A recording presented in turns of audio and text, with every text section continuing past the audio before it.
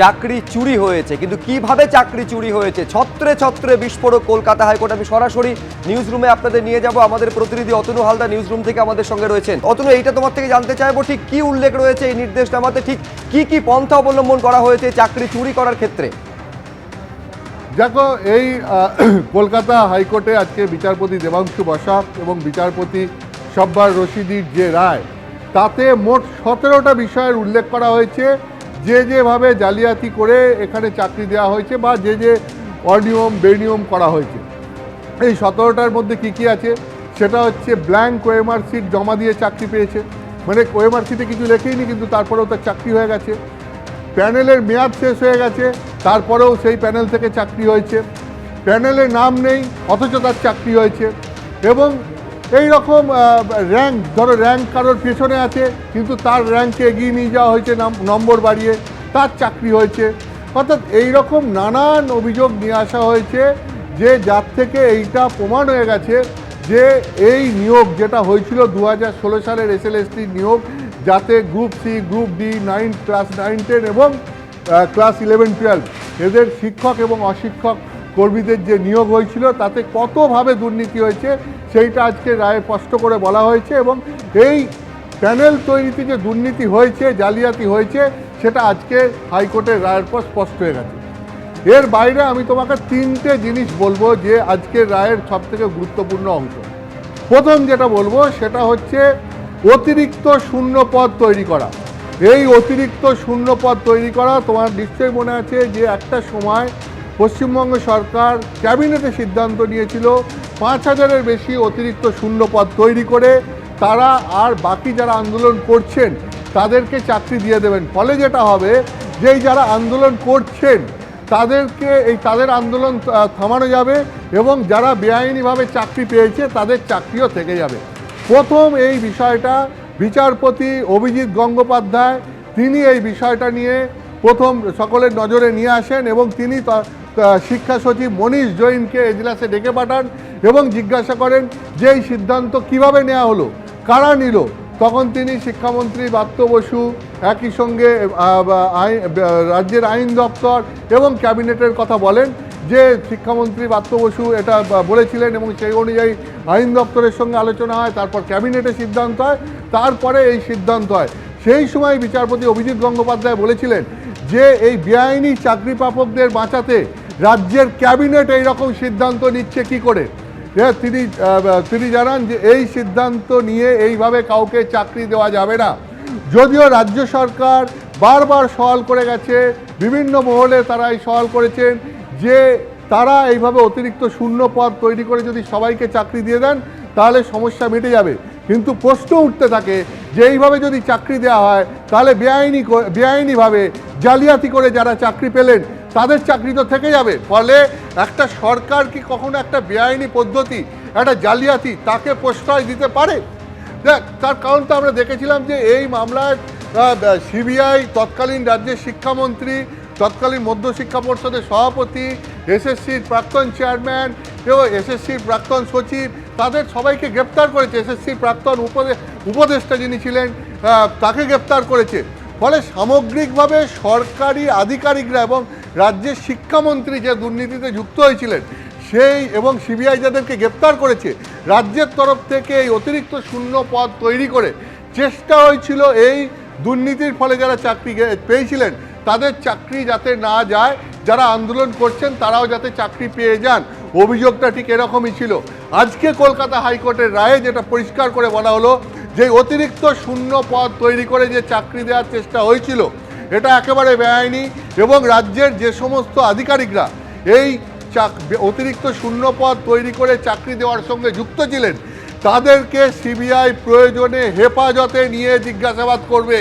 অর্থাৎ এইটার সিবিআই তদন্তের এই অতিরিক্ত শূন্যপদ তৈরি করে চাকরি দেওয়ার যে চেষ্টা হয়েছিল, যার ফলে বেআইনি চাকরি প্রাপকরা, অবৈধ চাকরি প্রাপকরা মান্যতা পেয়ে যেতেন, সেই অতিরিক্ত শূন্যপদ তৈরি করে চাকরি দেওয়ার চেষ্টা যেটা রাজ্য সরকারের ক্যাবিনেটে সিদ্ধান্ত হয়েছিল, সেই ব্যাপারেও আজকে সিবিআই তদন্তের নির্দেশ হয়ে গেল এবং এই ঘটনার সঙ্গে যারা যারা যুক্ত ছিলেন তাদেরকে সিবিআই প্রয়োজনে ডেকে জিজ্ঞাসাবাদ করতে পারবে।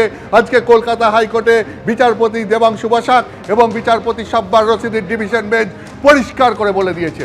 আমি এরপরে আসছি যে মেয়াদ উত্তীর্ণ হয়ে যাওয়ার পরেও সেই প্যানেল থেকে যাদেরকে চাকরি দেওয়া হয়েছে তাদের প্রসঙ্গে এই সংখ্যাটাও এখন অবধি যেটুকু পাওয়া যাচ্ছে এসএসসির যে প্রেস কনফারেন্সে যেরকম হিসেব দেওয়া হলো প্রায় 350-র ওপর বা আরও এই সংখ্যাটা বাড়তে পারে।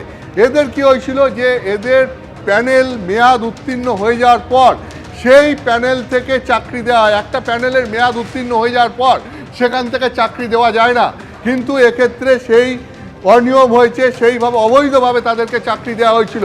আজকে কলকাতা হাইকোর্টের রায় বলছে যে যারা এই মেয়াদ উত্তীর্ণ হয়ে যাওয়ার পর চাকরি পেয়েছেন এবং যারা ব্ল্যাঙ্ক ওএমআর সিট জমা দিয়ে চাকরি পেয়েছেন এদের প্রত্যেকের চাকরি তো যাবে, শুধু তাই নয়, এরা যে মাইনে এতদিন পর্যন্ত পেয়ে এসছেন, যে বেতন পেয়ে এসছেন 12% বার্ষিক হারে তাদেরকে সুদ সহ সেই মাইনের টাকা ফেরত দিতে হবে এবং প্রয়োজনে এদের প্রত্যেককে সিবিআই ডেকে জিজ্ঞাসাবাদ করতে পারবে এবং এই প্রক্রিয়ায় যে চাকরি দেওয়া হয়েছে এই প্রক্রিয়ার সঙ্গে যারা যুক্ত তাদেরকে সিবিআই প্রয়োজনে হেফাজতে নিয়ে জিজ্ঞাসাবাদ করতে পারবে।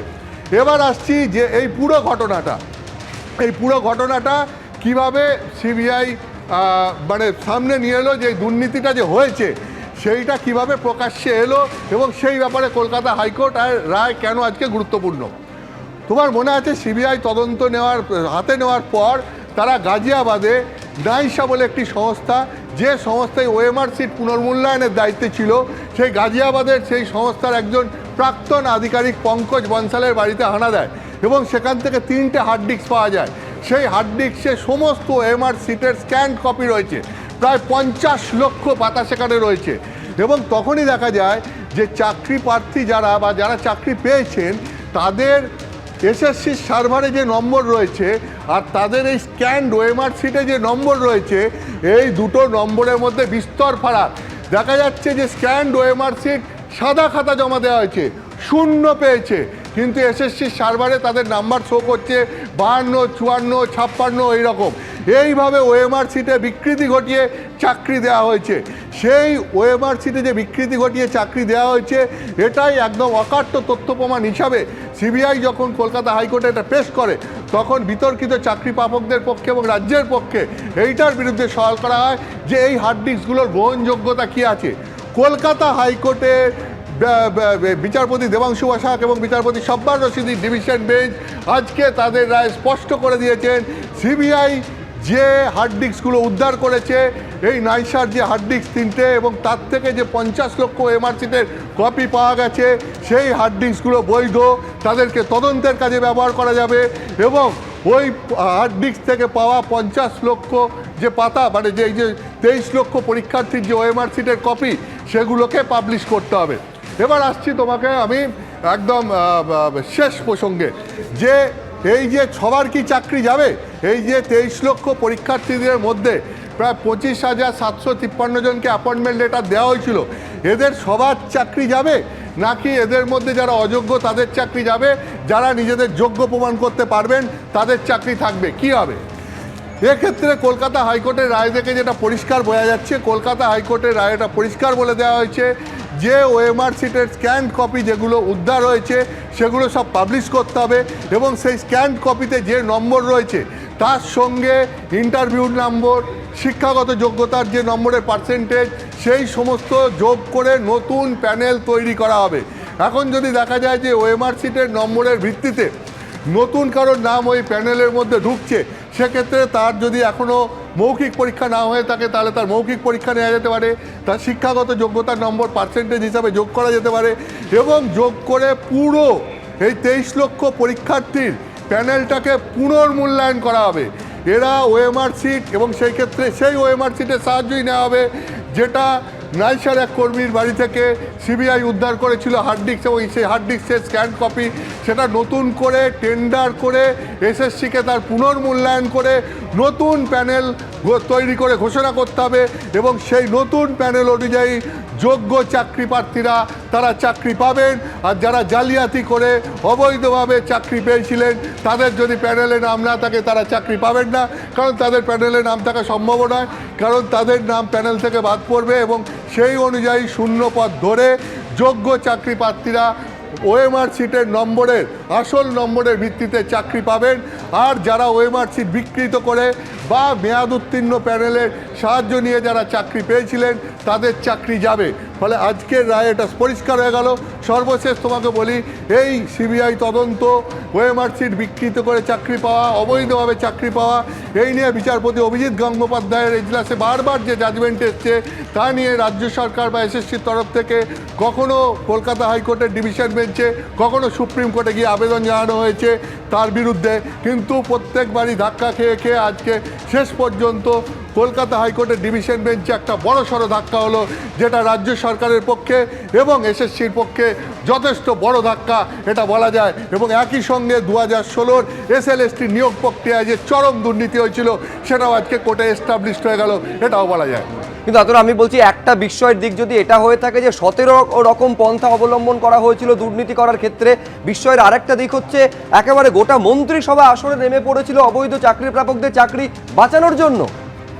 দেখো, একেবারেই তাই। আমি তোমাকে যেটা বললাম যে এই বিষয়টা প্রথম বিচারপতি অভিজিৎ গঙ্গোপাধ্যায়ের এজলাসে এটা উত্থাপিত হয়।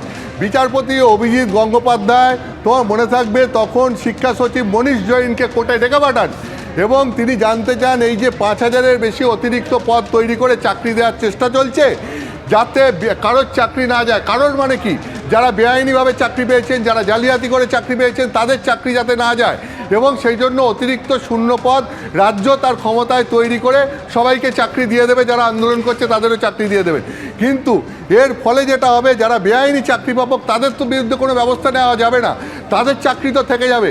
অভিজিৎবাবু এটাই প্রথম তিনি এই প্রশ্নটা তোলেন যে একটি রাজ্য সরকার তারা একটি বেআইনি নিয়োগের বিরুদ্ধে ব্যবস্থা না নিয়ে কিভাবে অতিরিক্ত শূন্যপদ তৈরি করে বেআইনি চাকরি প্রাপকদের চাকরি বাঁচানোর চেষ্টা করতে পারে।